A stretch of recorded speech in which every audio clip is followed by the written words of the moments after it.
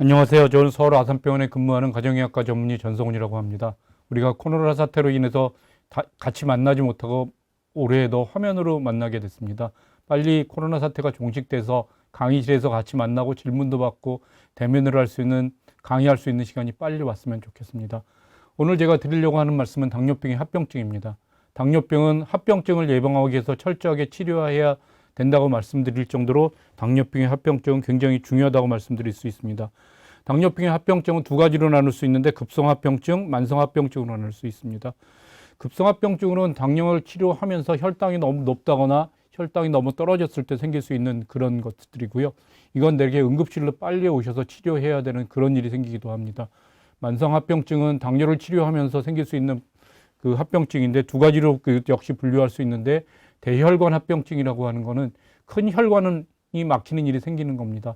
머리로 가는 큰 혈관이 막히면 뇌졸중, 심장으로 가는 큰 혈관이 막히거나 좁아지면 협심증, 그 다음에 손, 다리에 있는 큰 혈관들이 막히면 말초, 동맥, 폐색이 일어날 수 있습니다. 소혈관 합병증이라고 하는 것은 작은 혈관들이 막힐 수 있어서 문제가 될 수 있는 건데 첫 번째로 당뇨병성 신증, 당뇨병성 망막증, 당뇨병성 신경병증이라고 말씀드릴 수 있습니다. 그래서 하나씩 한번 말씀드려 보도록 하겠습니다. 먼저 고혈당 현수에서 말씀드리면 이분이 지금 인슐린 35단위를 맞는 67세 남자 환자인데 갑자기 복통을 호소하면서 의식이 몽롱해서 응급실에 내원했습니다. 이분이 응급실에 내원하기 전에 며칠 전에 감기를 앓으면서 본인은 지금 상태가 굉장히 안 좋다고 힘이 없다고 생각하면서 밥을 좀 많이 먹어야겠다고 생각해서 짜장면 2그릇 먹고 아침 점심 먹고 그다음에 믹스커피도 맛있게 마시고 이러면서 혈당이 갑자기 높아져서 정신이 없어서 병원에 왔습니다. 병원에 갑자기 와서 병원에서 검사를 해보니까 혈당이 800 정도 나왔고 당화혈색소는 9.8% 나왔습니다. 소변 케톤이 양성으로 나왔는데 진단은 당뇨병성 케톤산증, 고혈당성산증이라고 하는 겁니다. 케톤산증이라고 하는 건 어떻게 생기냐면 혈당을 올리기 위해서 지방이 분해돼서 케톤바디가 생기면서 케톤산증이라고 하는 게 생기는 건데 그때 갑자기 복통이 특징적으로 생기는 걸 알 수 있습니다.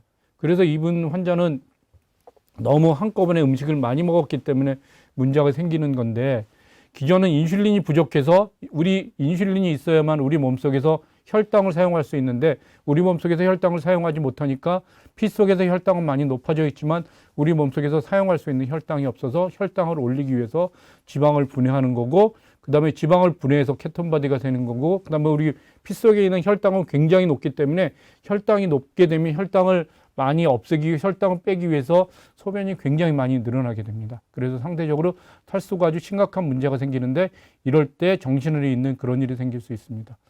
이 환자 같은 경우에는 우리가 인슐린을 맞을 때 아니면 당뇨약을 먹을 때 여러 가지를 조정하게 하게 되는데 당뇨라고 하는 건 제일 어려운 점이 뭐냐면 먹는 약, 그 다음에 인슐린, 운동, 그 다음에 우리가 먹는 음식 이 모든 것에 영향을 미치고 스트레스를 받는다거나 생활 환경에 모든 것에 영향을 미치기 때문에 그런 것들을 다 철저하게 조절하시는 것이 중요하십니다. 다음 환자를 보면 저혈당성 왔는데 이분은 67세 여자분인데요. 인슐린 40단위하고 당뇨병을 복용하는 여자분입니다. 이분은 의식이 없는 상태에서 집에서 발견돼서 응급실에 오게 됐는데 이분은 어떤 일을 겪게 됐냐면 전날 저녁에 혈당 검사를 해보니까 식사 후에 300이 넘어서 혈당이 굉장히 나쁘다고 생각한 거예요. 혈당이 굉장히 나쁘니까 이분은 굉장히 혈당을 조절을 잘 하시는 분인데 혈당을 잘 조절하기 위해서 내일 아침에는 운동을 열심히 해야지 생각하고 아침 안 먹고 새벽에 일어나자마자 굉장히 열심히 운동을 했어요. 평소에는 한 10분 정도, 15분 정도 길게 하면 30분 정도 운동했던 운동장을 걷던 분인데 이날은 전날 당뇨 조절이 안 된 게 생각나서 공복 상태에서 운동을 1시간 이상 했습니다. 그래서 이분도 응급실에 와서 검사를 해보니까 혈당이 42로 굉장히 낮았고 그 다음에 당화혈색소가 7.2%라고 하는 건 이분은 혈당이 조절되지 않았다고 생각하지만 당화혈색소가 7.2%라는 건 당뇨 조절이 크게 나쁘지 않았다는 거고요. 그 다음에 요 케톤 음성이라고 하는 거는 아까 앞에서 봤던 것처럼 혈당을 우리 몸속에서 사용하지 못해서 지방이 분해되든 이런 일이 생기지 않은 겁니다. 그래서 당화혈색소의 의미가 혈당하고 당화혈색소의 의미가 뭐가 다르냐면 혈당은 그 시점에 있어서 혈당 수치를 나타내는 거거든요. 혈당 검사라고 하는 건.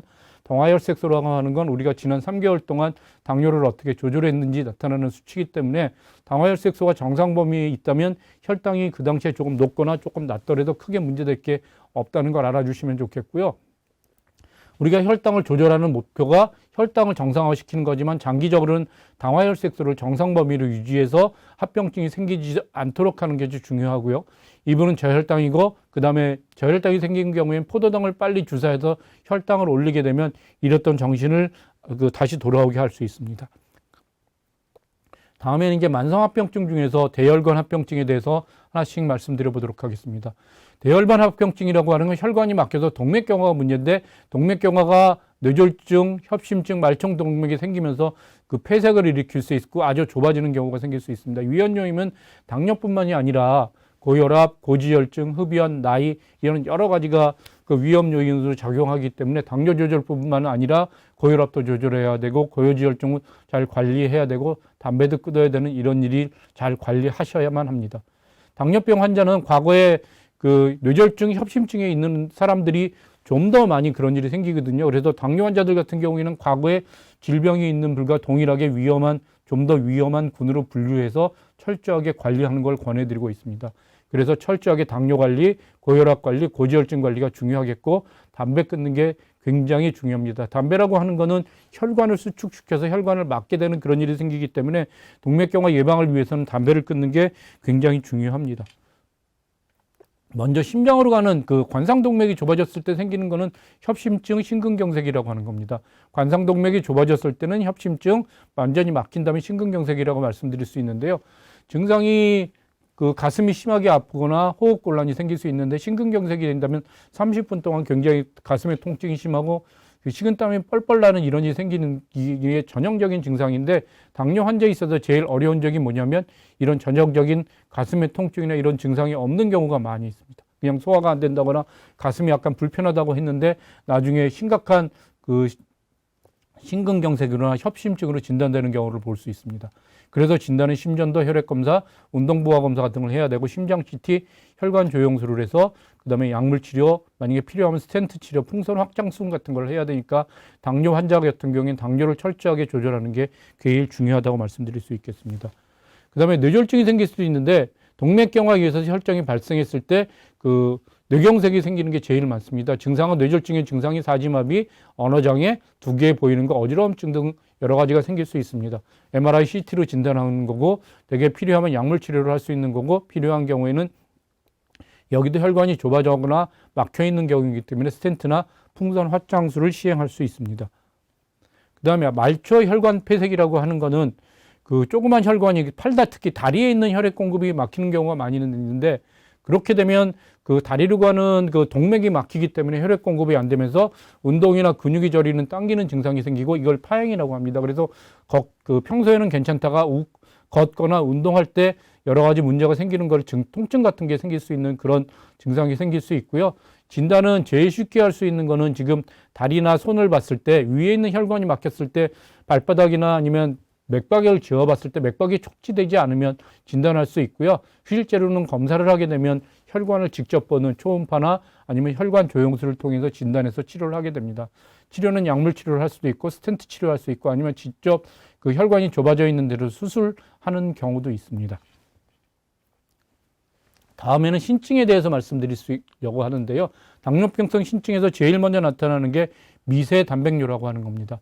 미세 단백뇨는 그 단백뇨 양이 굉장히 적기 때문에 잘 나타나지 않고 미세 단백뇨 검사를 해야 단백뇨로 진단받을 수 있는 건데 이거는 신증으로 진행될 가능성을 예측할 수 있고요. 다른 합병증 동반이 많고 혈압이 높게 됩니다. 그다음에 협심증의 위험성이 굉장히 높게 나타나게 됩니다.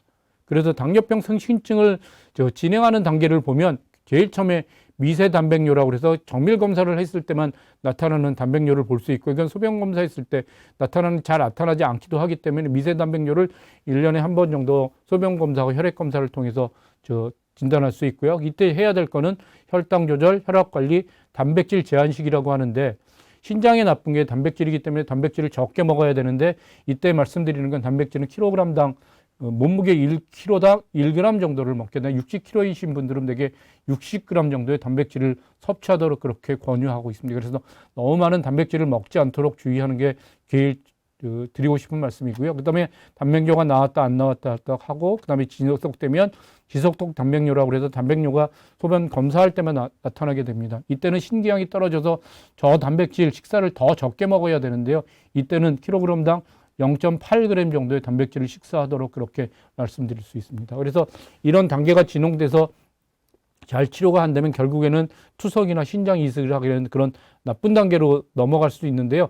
미세 단백뇨가 안 생기도록 그 혈당 조절하는 게 제일 중요하고, 그다음에 미세 단백뇨가 생겼다고 하더라도 혈당 혈압 관리를 철저하게 해서 그 진행되지 않도록 그렇게 열심히 관리하는 게 굉장히 중요합니다.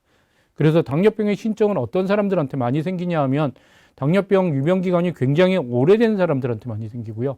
그다음에 혈당 관리가 잘 안 되는 사람, 아까 말씀드렸던 미세 단백뇨가 나타나는 사람들한테 단백뇨가 없는 사람들한테보다 좀 더 많이 생깁니다. 그다음에 담배 피는 사람, 그다음에 당뇨병성 신증에 당뇨병 가족력이라든지 당뇨병성 신증에 그 가족력이 있는 사람들한테 좀 더 많이 생깁니다. 그다음에 고혈압과 고지혈증을 가지고 있다면 당뇨병성 신증이 좀 더 빨리 진행될 수 있습니다. 그러면 당뇨병성 신증의 치료는 뭐냐? 제일 처음에 엄격한 혈압하고 혈당 관리입니다. 우리가 그 신장 자체만 놓고 본다면 제일 나쁜 게 혈압이 높은 거하고 단백질이기 때문에 엄격한 혈압 관리, 혈당 관리가 제일 중요하고요. 그 다음에 인슐린을 맞고 계신 분들이라면 신기능 장애가 왔을 때 인슐린의 양이 좀 줄어듭니다. 그건 인슐린이 소변을 통해서, 신장을 통해서 배출되는데 신장의 기능이 떨어지면서 인슐린의 양이 몸속에 체내에 쌓이면서 필요한 인슐린 양이 좀 줄어들고요. 그 다음에 강한 운동은 피해야 됩니다. 강한 운동은 단백뇨를 유발할 수도 있어서 그렇고요. 중등도의 운동은 당뇨 조절을 위해서도 철저하게 계속 하셔야 합니다. 우리가 이렇게 그 신증이나 이런 것들이 생겼을 때 여러 가지 우리 몸속에 좋다고 하는 것들을 치료하라고 권유하는 주위 사람도 많고, 그 다음에 그 한방에서도 완치될 것처럼 얘기하는데, 그 솔직히 제가 정확하게 말씀드리면 신장에 좋은 한방약은 없습니다. 그래서 우리가 필요한 약을 오히려 안 먹어야 하는 거기 때문에 꼭 필요하지 하지 않은 약은 섭취하지 않아야 하기 때문에 한방약은 전혀 도움이 되지 않습니다. 그래서 철저한 혈압 관리, 혈당 관리가 중요하다고 말씀드릴 수 있겠습니다. 그 다음에 당뇨병성 망막증이라고 하는 건 망막에 문제가 생겨서 여러 가지 문제가 생길 수 있는 건데요. 당뇨병성 망막증은 후천적으로 시력 장애가 생기는 가장 많은 원인입니다. 그래서 당뇨병 망막증은 되게 없는 경우에는 1년에 1회 정도 검사하는 게 중요하고요. 이형강류의 경우에는 당뇨병이 진단되면서 동시에 당뇨병이 발견되기도 합니다. 우리가 건강검진에서 그 무산동으로 하는 안조 촬영을 하기도 합니다. 근데 그 건강한 사람들한테는 문제가 없겠지만 당뇨가 있는 분들한테는 이것만 가지고는 좀 부족한 면이 있습니다. 그래서 저 뒤에가 잘 안 보이는, 정밀하게 안 보이는 면이 있기 때문에 건강검진할 때 하는 안조 촬영보다는 안과에서 하는 안과 그 직접 망막을 들여다볼 수 있는 검사를 하시도록 그렇게 해주시면 좋겠고요. 그 다음에 백내장의 비율이 좀 높게 나타나는 것 같고, 악화 요인은 고혈압이나 고지혈증이 있을 때 좀 더 악화될 수 있습니다. 그 다음에 당뇨병성 신경증은 뭐냐면 발바닥이 저리고 그 다음에 통증이 생기는 걸 말씀드리고요. 그 다음에 발의 정기적인 진찰이 굉장히 중요합니다. 그 다음에 스트레칭이 유용하고 필요하면 그 약물 치료를 하고 철저한 금연이 중요한데, 금연이 그 발로 가는 혈관을 특히 막는 그런 문제가 많이 생깁니다. 그 당뇨병성 신경증은 신증이나 그 다음에 그 망막증하고 달리 초기에도 나타날 수 있어서 당뇨병 초기에 많은 치료를 할 수 있는 경우가 필요할 수 있으니까요. 만약에 생긴다면 약물 치료를 병행할 수 있도록 그렇게 해주시면 좋겠습니다. 그 다음에 이제 제가 합병증 쪽에 당뇨병성 족구병변이라서 말씀드릴 수 있는데, 이게 중요한 게 뭐냐면 당뇨에서 상처가 생겨서 혈관 합병증이나 신경 합병증이 동반되면, 첫 번째로 혈관 합병증이 동반되면 혈액 공급이 잘 안 되고요. 신경 합병증이 동반되면 통증이나 이런 걸 잘 못 느끼거든요. 그래서 다리에 상처가 생겼는데 그걸 잘 모르고 치료되지 않고, 그 다음에 이게 저 심한 경우에는 절단하는 경우가 생길 수 있어요. 그래서 우리가 제일 중요한 게 뭐냐면 운동하고 나서나 그 다음에 발에 상처가 생기지 않는지 그런 걸 굉장히 잘 봐야 되고요. 그 다음에 그 발톱 깎을 때 특히 유의하시도록 그렇게 잘 신경 써 주시면 좋겠습니다. 그래서 이제 합병증에 대해서 다 말씀드렸고요. 중요한 몇 가지만 더 말씀드리도록 하겠습니다. 맨 처음에 말씀드리고 싶은 건 식단이에요. 두 가지 식단이 있는데, 지금 불균형 식단이라고 해서 이게 나쁜 건 여러분이 아시겠지만 어떤 느끼기에는 여기는 지금 보면 밥, 콩나물국, 시금치, 그다음에 감자볶음, 김치, 그다음에 여기는 감자볶음 대신에 그 갈치튀김이 들어와 있으니까 이게 지금 야채 위주의 그다음에 그런 식단을 했으니까 이게 훨씬 더 좋을 거라고 생각해서 흔히들 이런 음식을 먹게 되고요. 이런 음식이 좀 몸에 나쁠 거다. 뭐 여기 고기 들어가면 더 나쁠 거라고 생각하는데 우리가 당뇨를 떨어뜨리기 위해서는 제일 중요한 게 뭐냐면 그 곡류, 탄수화물을 줄여야 되는데 이 식단에서는 지금 밥하고 감자하고가 탄수화물이에요. 그래서 굉장히 혈당을 급격하게 올릴 수 있는 식당이에요. 여긴 지금 어육류가 없는데 우리 지금 한국 사람들이 먹는 음식에서 제일 부족한 게 뭐냐면 단백질하고 칼슘이거든요. 그래서 여기 지금 부족하다고 불균형적인 식당이라고 들어가 있는 게 뭐냐면 단백질이 전혀 없어요. 그래서 식사를 하게 되면 혈당이 금방 올라가게 되거든요. 그래서 여기 식당은 지금 흰쌀밥, 그 다음에 미역국, 김치, 그 다음에 그 생선구이, 그 다음에 쌈채소가 있어요. 그래서 이게 좀 그 쌈채소가 중요하죠. 생선구이가 중요한 이유가 뭐냐면 단백질이 들어가 있는 거거든요. 그래서 단백질이 들어가 있으면 지금 혈당을 올릴 수 있는 탄수화물은 현재는 밥뿐이 없기 때문에 혈당을 그렇게 올리지 않아요. 그래서 우리가 그 혈당을 관리하는 측면에서 식사에서 가장 중요하게 생각할 게 뭐냐면 식사에 들어있는 단백질의 양이 탄수화물의 양이 얼마나 많은가예요. 현미밥을 먹는다거나 아니면 잡곡밥을 먹는다거나 이랬을 때 그 혈당이 늦게 올라가는 거지 그게 혈당이 천천히 올라가는 거지 안 올라가는 것이 아니기 때문에 그 탄수화물의 양을 줄이는 게 제일 중요합니다. 그래서 여기 들어있는 것처럼 탄수화물, 단백질, 그 다음에 채소류 이게 골고루 들어있는 음식을 드시도록 하시고요. 그 다음에 우리가 피했으면 하는 음식들은 그 혈당을 직접 올리는 그런 음식들을 좀 피했으면 하는데 거기에 종류와 탄수화물이 굉장히 많이 들어있는 그런 음식인데 첫 번째로는 하얀 쌀밥, 그 다음에 그 밀가루로 만든 거 설탕이 많이 들어있는 걸 피하셨으면 좋겠고요. 그 다음에 두 번째로는 우리 연세 드시는 어르신들이 혈당이 제일 많이 올라가는 음식이 뭐로 밝혀졌냐면 믹스커피로 밝혀졌어요. 믹스커피를 먹으면 거기에 설탕이 굉장히 많이 들어서 혈당을 바로 올리니까 믹스커피는 드시지 않도록 그렇게 주의해 주시면 좋겠습니다. 그래서 음식 조절을 철저하게 했으면 좋겠고 음식 조절에서 제일 중요한 게 뭐냐면 탄수화물의 양을 줄이는 게 중요하고 근데 단백질은 그 신증이 있거나 이런 사람들한테는 문제가 돼서 줄여야 되겠지만 그렇지 않다면 신증이 없거나 일반적이거나 당뇨병을 치료하는 사람들한테는 그 단백질이 부족하지 않도록 그렇게 드시는 것들이 중요합니다. 그래서 곡류, 어육류, 채소류, 그 다음에 이런 것들을 골고루 적절한 양을 드시는 게 제일 중요하다는 말씀 드리겠습니다.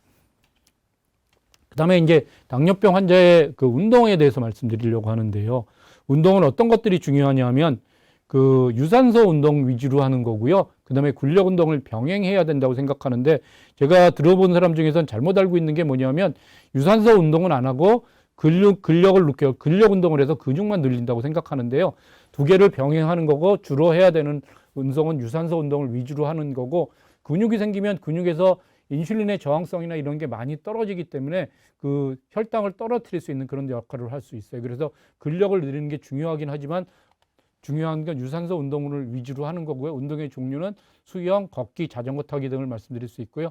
어르신들께서는 그 관절염이 없다면 수영 같은 거 병행하셔도 좋고요. 무릎 아픈 관절염 같은 게 있으시면 평지 걷기 같은 게 제일 좋겠고요. 그다음에 운동 강도는 심박수가 100회에서 110회 넘어가지 않도록 그렇게 하고 운동이 익숙하시면 맥박수를 조금 올라가도 관계없습니다. 한 번에 운동 30분 정도, 그다음에 일주일에 5번 정도를 운동했으면 좋겠고요. 근력 운동을 반드시 병행하시도록 그렇게 신경 써주시면 좋겠습니다. 그 다음에 당뇨병 환자 운동 시 주의사항이 뭐냐면 아까 저혈당 환자가 생겼는데 환자께서 그 혈당 조절 안 된다고 인슐린이나 이런 약을 먹음에도 불구하고 공복 시에 운동해서 혈당이 많이 떨어져서 저혈당이 생겼어요. 그래서 첫 번째는 인슐린 맞는 분, 그 다음에 약물 치료 중에서 혈당 강화제를 사용하는 분인데 아마릴이라고 하는 그런 약이 되게 지금 제일 많이 사용되는데 그런 혈당을 떨어뜨리는 약물을 사용하는 경우에는 저혈당이 잘 올 수 있으세요. 그래서 자기가 먹는 약이 당뇨 약이 저혈당이 얼마나 잘 오는지를 잘 알아주시면 좋겠고 그런 분들은 특히 공복시에 운동 피하면 좋겠고요. 그 다음에 만약에 저혈당이 생기면 운동하다 저혈당이 생기면 그냥 설탕 먹으면 되니까 운동할 때 운동 나가실 때 그 사탕 같은 거 하나 꼭 주머니에 넣고 있다가 조금 어지럽다고 하면 그냥 사탕을 드시도록 하세요. 근데 운동할 때 어지럽다고 해도 혈당이 올라갈까 봐 사탕을 안 드시는 분들도 계시는데요. 저혈당하고 고혈당하고 비교해 보면 저혈당이 훨씬 더 위험한 겁니다. 저혈당을 한번 경험하면 다시 저혈당을 겪지 않게 해서 당뇨 조절이 굉장히 소홀히 하는 경우가 많이 볼 수 있으니까요. 운동하면서 조금 어지럽거나 이상하다고 느끼시면 반드시 설탕을 드시면서 저혈당이 생기지 않도록 그렇게 하시면 좋겠고요. 그 다음에 그 탈수가 생길 수 있으세요. 운동하면서 땀이 많이 나니까 탈수가 생기는데, 만약에 탈수가 생기면 신장에도 안 뽑고 그런 것들이 혈당 상승, 심장 기능 저하로 이어질 수 있기 때문에 먼저 물을 먹고 시정하시고요. 운동 후에 수분 보충하는 게 중요하겠고, 그 다음에 운동을 아주 길게 한다거나 이렇게 되면 10분, 15분, 10분, 15분마다 한번 정기적으로 물을 먹고 그렇게 운동하도록 그렇게 하시는 게 좋겠습니다. 그 다음에 말초 신경병증이라고 하는 건 뭐냐면 그 발이의 상처가 많이 날 가능성이 있어요. 그래서 잘 맞지 않는 꽉 끼는 신발을 신는다거나 그다음에 운동 경우에 상처가 생겼을 때 이런 일이 많이 생길 수 있으니까 그렇게 꼭 확인해 주시면 좋겠고, 건조를 유지하시는 게 중요하겠습니다. 다시 한번 말씀드리면 저혈당, 탈수, 그다음에 발에 상처 나지 않도록 관리를 잘 해주시면 좋겠습니다. 이제 당뇨병 관리에 대해서 전반적으로 한번 말씀드리도록 그렇게 하겠습니다. 첫 번째로는 식사에 대해서 말씀드렸지만, 제가 아까 말씀드렸을 때 그 탄수화물에 대해서 많이 말씀드렸는데, 첫 번째로는 그 적절한 양을 먹는 게 중요해요. 많게 먹으면 안 됩니다. 당뇨병 병원에서 입원하시면 하루에 몇 칼로리 이렇게 지정해 주는데, 이게 보면 되게 마음껏 먹는 게 아니라 조금 부족합니다. 그래서 적은 양 먹는 게 중요하고, 그 다음에 규칙적으로 섭취해야 합니다.